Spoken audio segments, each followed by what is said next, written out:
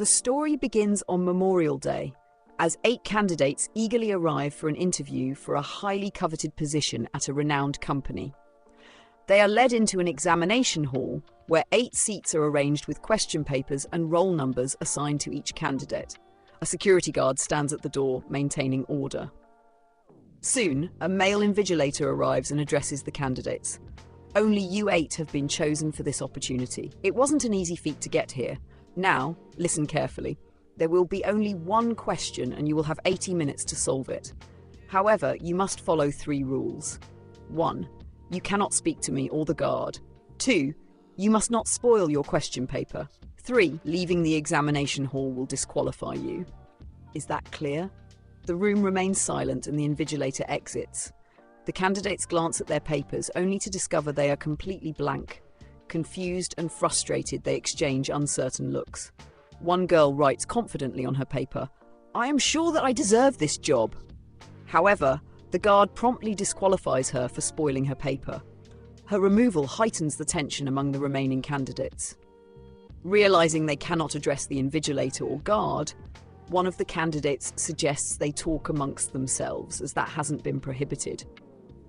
They conclude that the real challenge lies in finding the question rather than its answer. Working together, they hypothesize that the test may evaluate their intelligence, teamwork, or ability to think outside the box. They assign each other nicknames to avoid revealing personal details, which could also be part of the test. For instance, a dark-skinned candidate is nicknamed Black, while a fair-skinned one is called White. A blonde-haired girl becomes Blonde. Other candidates, including a reserved silent man, are similarly named. One candidate suggests that the question might be written in invisible ink. They hold the papers up to the light, but nothing appears. Blonde proposes using pencil shading to uncover hidden text, but Black reminds her of the rule against spoiling the papers. The group then notices an emergency blue light on the walls and speculates that it could reveal hidden writing. To activate it, they decide to create a blackout by breaking the overhead lights. However, they hesitate, fearing that the blue light might not work. A vote is taken and 4 candidates agree to proceed. Luckily, the blue light illuminates the room, but the papers remain blank. Desperate for answers, White decides to experiment further. He urinates on one of the discarded papers, infuriating the others. Meanwhile, the silent candidate begins crying and speaking in French, uttering cryptic words. "It reveals yourself." The candidates suspect they are being observed through the large glass panel in the room, theorizing that the company's CEO is watching their every move. However, no one knows the company's name or its true purpose. One candidate reveals that the company has been rumored to manufacture a drug for a disease requiring hourly doses, and they may have secretly developed a cure. In their search for answers, one girl ignites a fire alarm using a lighter, believing it will release chemicals to reveal hidden text. However, her actions spoil her paper and the guard disqualifies her. With only 6 candidates remaining, tensions escalate. Black punches White in anger, and White retaliates by binding him to a chair.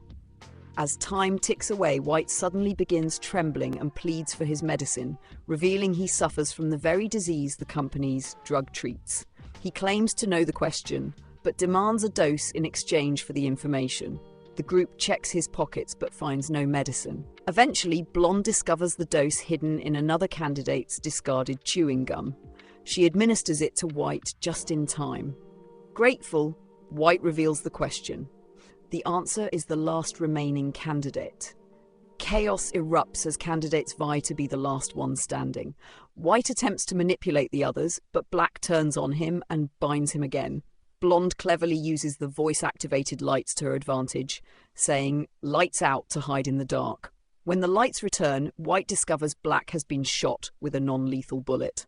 Blonde, still partially in the room, steps out believing she has won. White declares himself the last candidate, but the guard disqualifies him for speaking directly to him before time runs out.